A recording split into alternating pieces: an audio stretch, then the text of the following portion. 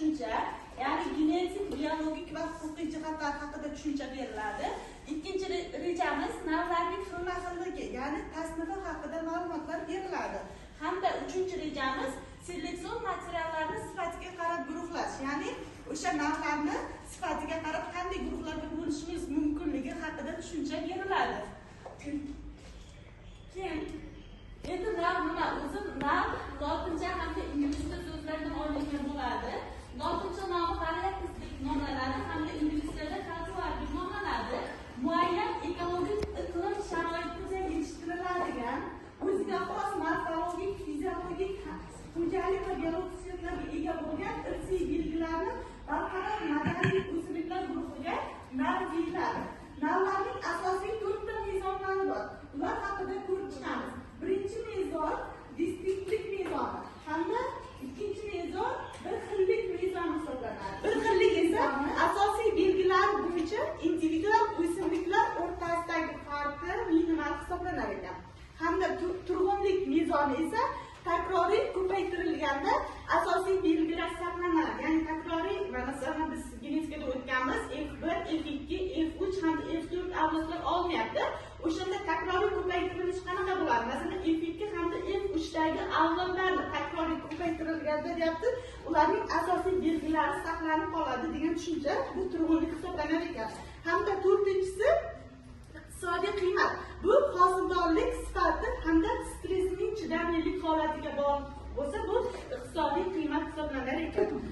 Qarang, navlarning xilma-xilligi bor ekan. Navlarning xilma-xilligi haqida tushuncha, ya'ni genetik tuzilishi, kelib chiqishi va xo'jalik maqsadiga ko'ra farqlanar ekan. Xo'jalik maqsadiga ko'ra farqlanadi.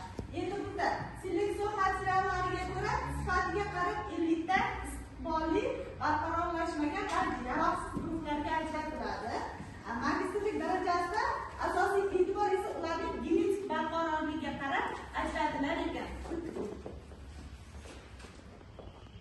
Mana bu 3 ta turdagi, masalan, bizda makkajo'xori o'simligi bor.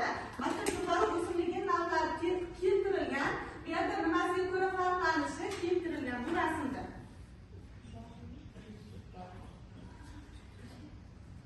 Endi navlarning kelib chiqishiga ko'ra turlari ham bor ekan. Masalan, navlar kelib chiqishiga ko'ra turlari mahalliy hamda seleksion turlarga bo'linadi. Mahalliy turi qanaqa, seleksion turi qanaqa? Shular haqida to'xtalib o'tamiz. Mahalliy turi uzoq vaqt davomida tabiiy va sun'iy tanlash natijasida ma'lum bir hududda shakllangan bo'ladi. Bu ma'lum bir hududda shakllanganligi uchun ular mahalliy kelib chiqish hisoblanadi. Seleksion kelib chiqish esa maxsus chattishtirish va tanlash orqali yaratiladi. Ya'ni seleksionda odam ishtirokida amalga oshiriladi, maxsus chattishtiriladi va ularni tanlab olish yaratiladi deb tushuntirilyapti. Endi genetik tarkibiga ko'ra ham guruhlarga bo'linadi. Genetik tarkibiga ko'ra guruhlar quyidagilar: sof chiziqli navlar, populятsion navlar hamda klon navlar, gibrid navlar hamda sintetik navlar guruhlariga bo'linadi. O'simliklardan, ya'ni o'z-o'zidan changlanuvchi o'simliklar qaysilar? Bizlardagi bug'doy, arpa, sholi kabi o'simliklar o'z-o'zidan changlanuvchi o'simliklar guruhiga kiritiladi. Bular esa bitta bog'liq o'simlikning avlodi sifatida olinadi. Ikkinchisi, barcha o'simliklar genetik jihatdan deyarli bir xil. Ya'ni bir xil bo'lgan o'simliklar nima deyiladi? Genetik jihatdan gamozigotali organizmlar deyiladi, to'g'rimi? Ularda ham xuddi shu jarayon kechadi. Demak, hamma o'simliklar genetik jihatdan bir xil bo'lsa, bular gamozigotali o'simliklar hisoblanar ekan. Va keyin afzalligi qanaqa? Barqarorligi hamda bir xilligi. Kamchiligi adaptiv salohiyatining torligi, ya'ni moslashishning torligi bularning kamchiligi hisoblanar ekan. Xo'jalik maqsadiga ko'ra ham turlari berilgan. Xo'jalik maqsadiga ko'ra turlari bor. Bu yerda doimiy yil-qashak, termik, sabzavot, manzarali kabi yoki intensiv va ekstensiv sharoitda o'sgan, ya'ni yuqori agrofonda hamda qiyin sharoitda o'sish sharoitlari tushuniladi. Undan tashqari mahalliy, mintaqaviy, universal kabi xo'jalik sharoitidagi maqsadlari berilgan. To'rtta guruhlash orqali biz navlarni sifat mezoniga ko'ra guruhlaymiz. Eng yuqori sifat qanaqa bo'lyapti? Bu yerda berilyapti: stressga chidamli, genetik tozaligi 99% yuqori, bir xillik, ya'ni markerlar bilan identifikatsiyalangan, va klon F1 gibrid olinsa bu eng yuqori sifat hisoblanadi ekan. O'rta sifat esa ba'zi belgilar bo'yicha segregatsiya bor. Ayrim sharoitlarda barqaror mahalliy populyatsiyalarda va sintetik navlarda qo'llaniladi. Ya'ni bunda o'rta sifatda mahalliy populyatsiyalarda ham qo'llanilishi mumkin deb berilyapti. Va qoniqarlida esa barqarorlashmagan sinov bosqichida F3 hamda F4 ajraluvchi populyatsiyalar, ya'ni ular barqarorlashmagan bo'ladi. F3, F4 avlodlar hosil bo'ladigan populyatsiyalar, bular qoniqarli populyatsiyalar qatoriga kiritilyapti. Va oxiri yaroqsizligi esa kasalliklarga chidamsiz bo'ladi hamda yuqori xizmat xilligi, hosildorlik kamligi, ularning hammasi yaroqsizlik qatoriga kiritilar ekan. Genotik jihatdan baholash bor, genotik jihatdan baholash bor, laboratoriya va dala sinovlaridagi baholash, statistik parametrlar orqali baholash kiradi. Endi biz shulardan genotik baholash qanaqa? Masalan, morfolog ko'rinish, ya'ni o'simlikning tashqi ko'rinishi orqali nima qilishi, baholanishi genotik jihatdan. Genotik jihatdan esa boyagi organizmda hujayradagi dinka markerlari elektroforizi deyapti. Ya'ni hujayradagi dinkalarga qarab baholanishi bu genetik jihat, ya'ni genotik jihatdan baholash hisoblanadi. Endi laboratoriya va dala sinovlaridagi bu hosildorlik hamda sifat tahlillari bu laboratoriya va dala sinovlari baholanishiga kiritilyapti. Statistik parametrlar endi o'rtacha qiymat, depressiya va barqarorlik indeksi orqali belgilanar ekan. Nima uchun sun'iy tanlash bo'lyapti? Savol sizlarga. Nima uchun narxida sun'iy tanlash mahsulini deb beryapsiz? Tabiiy emas. O'z qo'lingizda yashashgan uchun. Chunki insonlar ishtirokida amalga oshirilayotgani uchun bular sun'iy tanlash mahsuli hisoblanadi. Ya'ni bular bir xil turg'unlik va iqtisodiy qiymatga ega. Birinchi xulosa. Endi ikkinchisi davlatning xilmatligi, genetik tuzilishi, kelib chiqishi, ekologik moslashishi bo'yicha bir-biridan farqlanadi. Hammalari. To'g'rimi? Yo bo'lmasa genetik jihatdan hamma narada bo'lishi mumkinmi? Yo'q. Kelib chiqishdan hammasida farqli. Masalan, o'simliklar 1 yillik, 2 yillik, ko'p yilliklarning hayotiy shakllari ham hamda kelib chiqishi ham farqli bo'ladi. To'g'rimi? O'shanga qarab baholanishi mumkin. Va uchinchisi seleksion materiallar sifati bo'yicha, ya'ni 4 guruhga ajratyapmiz. Boya aytdim, elita, istiqbolli, barqarorlashmagan hamda yaroqsiz holda bo'lishi bu sifatiga ko'ra baholanish hisoblanadi. Va oxirgisi boya yana baholashda genotik hamda genotik jihatdan ham baholanish nazarda tutiladi, ko'rib chiqiladi va asosiy e'tibor deyapti.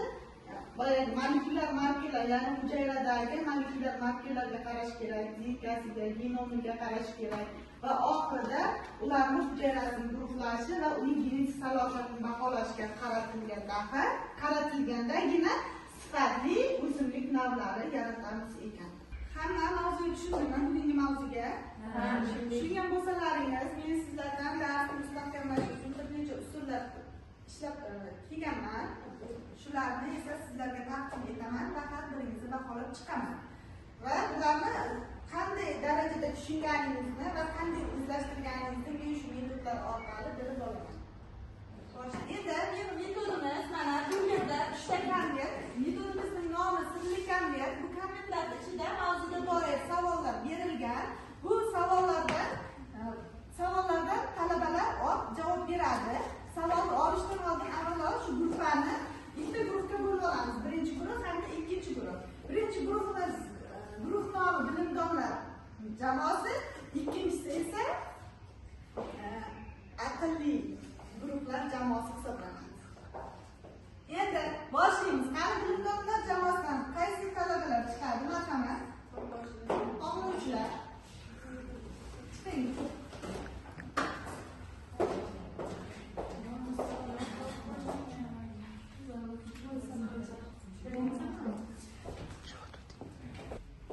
Elin chiziqlari qanday material debdi? Yuqori genetik potensialga ega bo'lgan. Javobimiz shu. To'g'ri javobimiz birinchi guruhga 1 ball beramiz. Endi aqllilar jamoasidan ham bitta talaba chiqadi, hamda savolni olish mumkin. Bunday konvertda. Bishada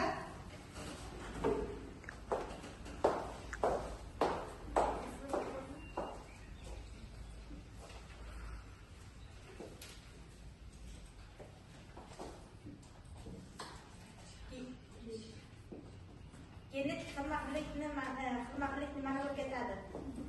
Adel va genetik Birinchi metodimizda, ya'ni sirli konvert metodida gruppa teng g'alaba qozondi. Endi ikkinchi metodimiz xotira mashqi metodi hisoblanadi. Xotira mashqida har gruppadan 2 yoki 3 talaba chiqadi va mana bu yerda bir qator bo'lib turadi. Bitta talaba aytgan so'zni, ya'ni aytaman yo so'z aytasiz. Ikkinchi talaba esa birinchi talaba aytgan so'zni aytib, o'zini so'zini aytadi. Keyingi talaba esa ikkita talabaning so'zini aytadi va o'zining so'zini aytib, zanjir shaklida o'tib ketaveradi. Marhamat, talabalar chiqishingiz mumkin. Genetika. Guruhdan qo'yadi. Genetika denga. Genetika denga genom. Genetika denga genom mutatsiya. Genetika genom denga mutatsiya Krasnover. Genetika genom denga mutatsiya Krasnover. Polimer. Genotyp. Genetika.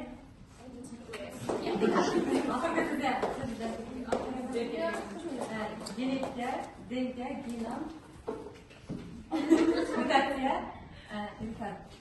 Krasnover. Polimer. Polimer. Keyin yana boshlandi. RNA, fenotip, genotip, gen, allel, noallel, komplementar, komplementar, epiznaz, irsiyat. Taqinsiz tapay. Bularni javob bizga.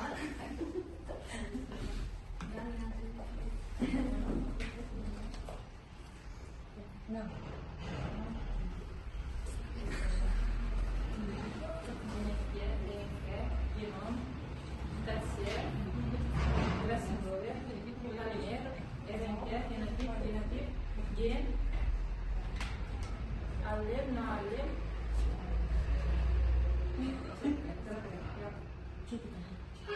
komplementar, epistaz, irsiyat, nav, seleksiya.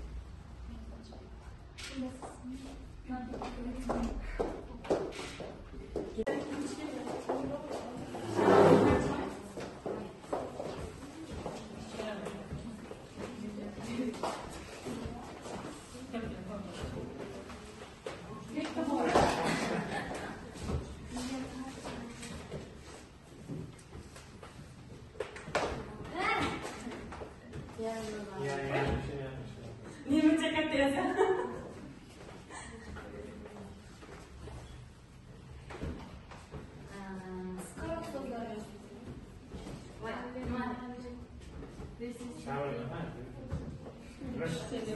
Javob ketdi.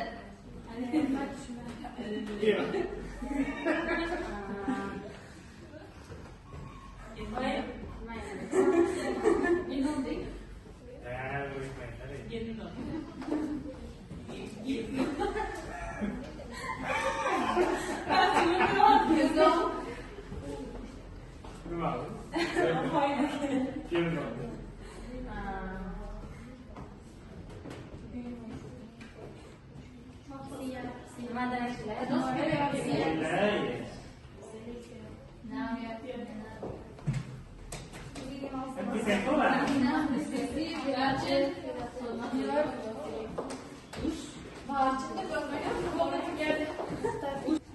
Demak, metodlar bo'yicha guruhlar bitta guruh ham g'alaba qozondi.